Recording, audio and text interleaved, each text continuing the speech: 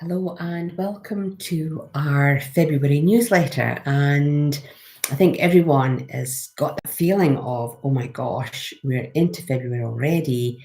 How did that actually occur? It just feels like it was Christmas and now it's February, and wow, where has time gone? And I think the one thing to remember is that we do live life very much in the instant gratification, the now. We have access to everything when we need it. So time has a really different perspective for us now than what it used to be like. And I think as we get older, we say, as we get older, time just disappears. But it's not just us who are older generation, but I do find the younger generation are also saying, wow, where's the time gone? So interesting. Welcome to February and recording this message on Waitangi Day here in New Zealand.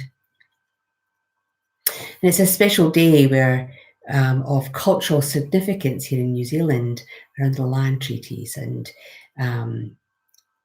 what that means both for old times and ancient events that happened in the historic past, to what does that mean to New Zealanders in the present day.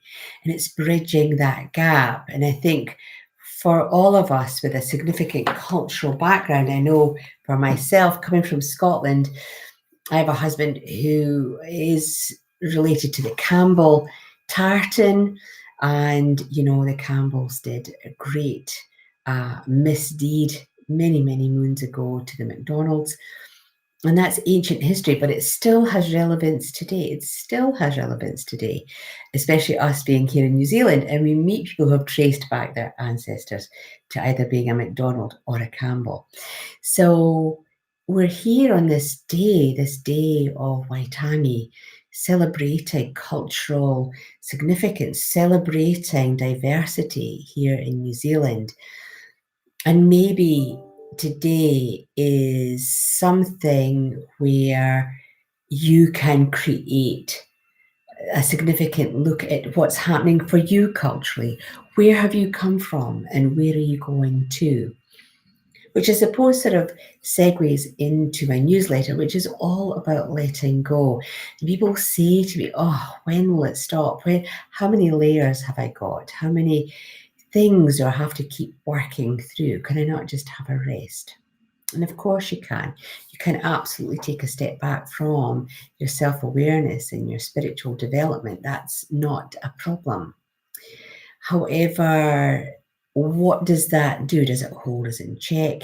Do we reach our potential? Do we acknowledge the coincidences? Do we acknowledge the people coming into our life who are going to progress our lives, or do we bench all of that? So I think in this particular day, and as we move forward into 2020, looking at where we've been and where we're going is a never-ending journey. It truly is. And in my newsletter, I talk about looking at people and places that you've been and what do those emotions stir in you. Can you think about friendships, especially friendships where you've maybe felt let down or disappointed, friendships that have collapsed, friendships that are no longer there? Do you feel pain with that? And that pain could be resentment. It could be, you might be feeling hurt. You might be feeling unforgiving. You might be feeling jealousy. You might be feeling anger, rage, or just grief. You might be feeling grief at the loss of that friendship. So what is it that you're feeling? That pain has to go. You have to acknowledge and do the work on why you're feeling that pain. You have to do the work in acknowledging that pain and then allowing yourself to do the next level of healing, so that when you can look at that friendship, that event, you're looking at it from a perspective of just joy. The joy of not feeling any pain, the joy of having had that event or that people in your life, the joy of knowing that they no longer live rent-free in your body. You don't have that memory that is constantly popping up, constantly finding a way into your conscious psyche on a day-to-day basis. You have to actually just do the work and let it go. And I know for myself, I think in the transition that I'm doing, the transition from working with one-to-one clients, letting that go. What does that mean for me? Where have I come from? Why do I have to instigate this change? Where am I going to? I know where I'm going to is really exciting. So I'm quite happy to let it go. But I do have some clients who are particularly vulnerable, or they feel a bit upset even. They might even be very angry at me because they feel I'm abandoning them, or they won't have that person to call.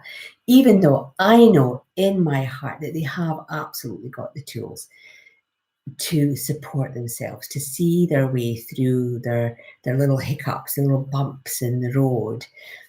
And I feel that in letting go that aspect, that line of work, I know that I can open myself up to brand new opportunities, brand new a client base, or a different type of client base, be it on my online academy. I have a new meditation project which I'm about to, or hopefully will launch in March. And I will talk about that in my newsletter when that comes. So, I have a lot to move forward to, so I know I can let it go. So, in celebrating your path, in recognizing where you've been, and recognizing who you've become because of where you've been, I feel this is the key thing to do as you move forward. As you move forward and you let go of the past, and recognizing who you are in the past and seeing the differences and feeling that sense of, wow, I am completely changed. I recognize my coping skills. I recognize my healing techniques. I acknowledge I have these healing techniques. I acknowledge I can support myself. Then, wow, the future will open up before you and give you those inklings, those thoughts and feelings to keep you on the right path. And being in tune with ourselves, feeling our vibration, is the key to success. And you can only do that if you're not carrying around lots of old, dense energy, thoughts and feelings that really, the only person that's probably thinking about them is you. The other people may have moved on, and you're kept captive by your own thoughts, your own emotions. So let it go, let it go. I am excited. We're getting this beautiful space ready here at Madison's Road. So, I am excited about my up and coming Reiki workshops. I do love Reiki. It was one of the two best gifts that I gave myself.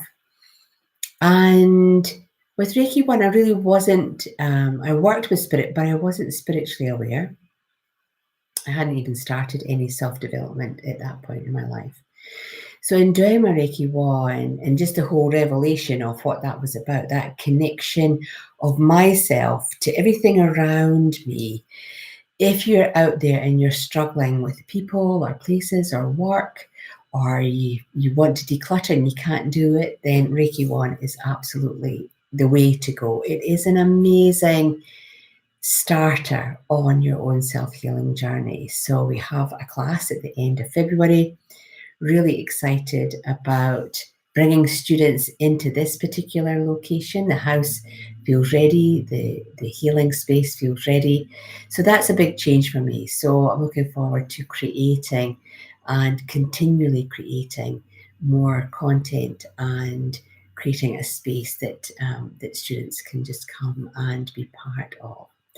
And I feel that for those of you who are looking for a gateway, a portal to your own inner intuition, your own self-healing, well, Reiki 1 is absolutely the best way to do it. It is just an amazing healing tool on your fingertips, right at your fingertips. You can use every day in every way for every situation.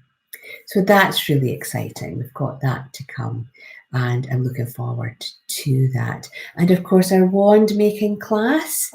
So for those of you who have been on the wand making class, you've made some amazing tools. And I've actually ran this course for about 9 years now. I'm off and on, and I found some pictures from the very first class over in Yaldhurst Road.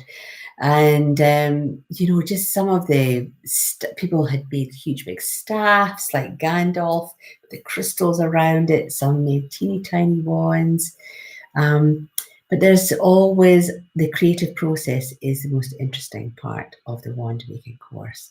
So if you want to make a healing tool, a meditation tool, a comforting tool, or just a decorative piece, or maybe you want to make something, a wand for someone else and give it as a gift, then please, you'd be more than welcome to join me on the wand making day. So everything is in the newsletter. If you haven't subscribed, then subscribe. If you want more information, then email me on info@phyllisbrown.co.nz.